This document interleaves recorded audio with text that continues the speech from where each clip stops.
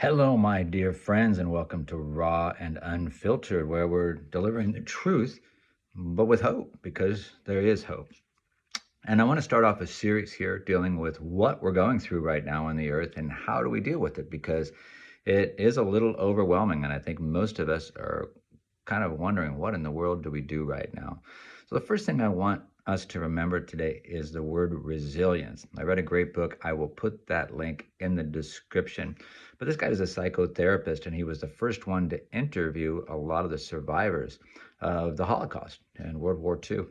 And he also went on to interview a lot of the survivors from the Rwandan genocide and from many, many of these traumatic catastrophes around the earth, human suffering and injustice beyond your imagination. And here's what he said. He said, as he interviewed these people anywhere in the world at even many different decades, here's what he found. He said 50% of the people had this resilience that it didn't matter what they faced. They were watching people being slaughtered, may have even had their own children or spouses slaughtered. They had dealt with incredible atrocities, but they had this ability of resilience. And he said they went on to survive from these times. They lived, they had happy families, they had productive careers, accomplishing things that they had in their heart. And then there was this other 50% that was stuck in a victim mentality. And these people, they were just traumatized. They were endlessly seeing therapists. They were stuck in life. They couldn't get unstuck and they couldn't get over it.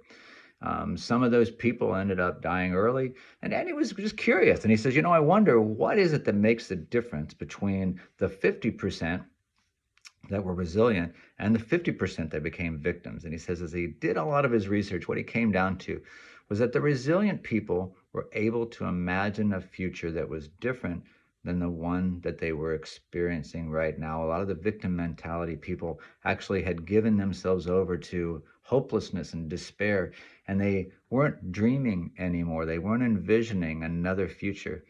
I think that's very applicable to us today. A lot of us, we've dealt with, all kinds of pandemic stuff and war going on in our countries, of civil kind of wars, and now springing into very likely world wars and different things going on.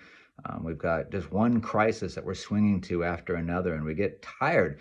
And I want to encourage you today to keep hope alive and to not become a victim of these circumstances. That is exactly what the dark cabal would like you to do. We're going to talk more about that, what that actually means in the next video. But what I want you to hold on to, the very first video in this series, is very important for me, that we don't run, from the reality that's going on in the earth today. That we're not like chickens putting our head in the sand and trying to pretend that it doesn't exist and covering our ears and hiding away from the truth.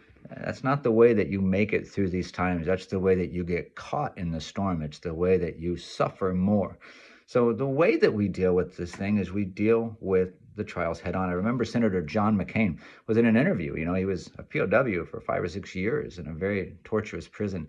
And he said, I always knew the guys that weren't going to make it. And they were the guys that came in and said, we'll be out of here by spring. We'll be out of here by summer. We'll be out of here by fall. And they weren't. And they ended up giving into despair. And they died a lot of times, or they gave up hope. They lost hope. He goes, look, you got to stick through these circumstances. You don't have control on what's going on in the world as much as you would like that. The greatest fear in the human soul is the fear of the unknown. But your ability right now to hold on to a hope and to a future and to be able to craft something out of this very, very, very difficult time in the history of the world, you have that ability within you, and you have it with God, because God is always with you. He's given us his promises. And so the number one thing that you need to cultivate today is your intimacy with God. You have to keep that alive each and every day. He is our hope. He's our strength, and we have a hope.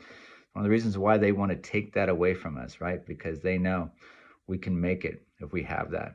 So that's my encouragement for you today. Now we're going to move on, and I want to discuss what's going on in the earth. But before we did all that, it's very important that our mindset is one of resilience, not one of a victim mindset that we're just giving up and we're giving in and we're walking away from it all. We have to embrace what's going on and face it head on. We are going to make it. You are going to make it. You have a hope, and you have a purpose, and you have a destiny. So don't let anybody or anything take that away from you. All right, we're moving on.